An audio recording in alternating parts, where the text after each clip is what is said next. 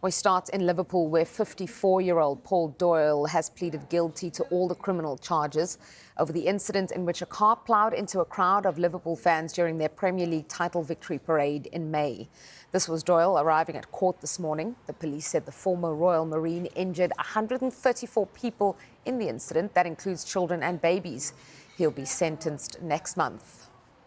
Well, it was a real shock twist here at Liverpool Crown Court this morning as Paul Doyle decided to change all of his pleas to guilty for all of the 31 charges against him, relating, of course, to the incident during Liverpool FC's victory parade earlier this year, where Paul Doyle rammed his car into pedestrians who had gathered to watch the parade. And this really was a last-minute change. It was actually after the jury had already been sworn in this morning. We were expecting Paul Doyle's trial to start because he'd previously denied everything and pled not guilty to all of those charges. He's then this morning crying loudly in the court as each of those charges was read out to him, and he then confirmed that he did want to change his pleas to guilty to all of them. And he was so emotional, in fact, that the judge actually had to pause and tell him that he was allowed to sit down. Now, as I say, all of these charges, of course, relate to that incident on the 26th of May this year, where Doyle drove a grey Ford Galaxy Titanium into crowds of people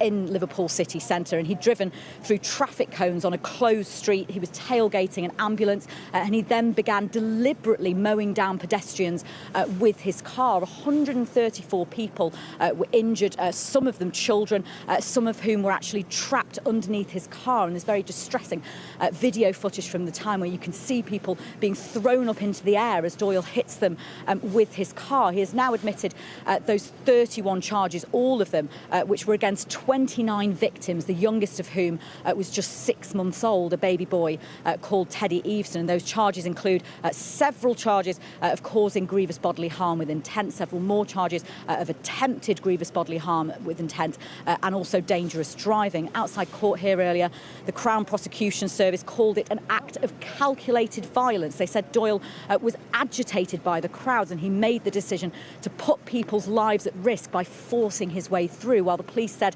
that it was just sheer luck that nobody was actually killed. And Doyle, of course, will now be sentenced for these offences. And addressing him earlier, the judge here said he should expect a lengthy custodial sentence when it's handed down on the 15th and 16th of December.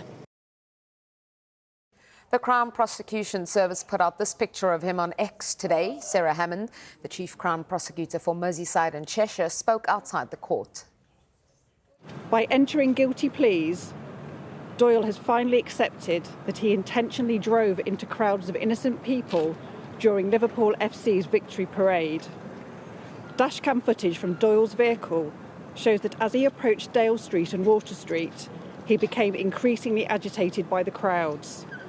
Rather than wait for them to pass, he deliberately drove at them, forcing his way through. Driving a vehicle into a crowd is an act of calculated violence. This was not a momentary lapse by Paul Doyle. It was a choice he made that day, and it turned celebration into mayhem. I would like to commend the bravery of the emergency services who acted swiftly at the scene. There can be no doubt that their actions saved lives. And it is only by sheer luck that nobody was killed because of Doyle's deliberate actions. In just 7 minutes, his dangerous driving meant that his car had collided with more than 100 people, including children, in some cases trapping them underneath the vehicle and causing serious injuries.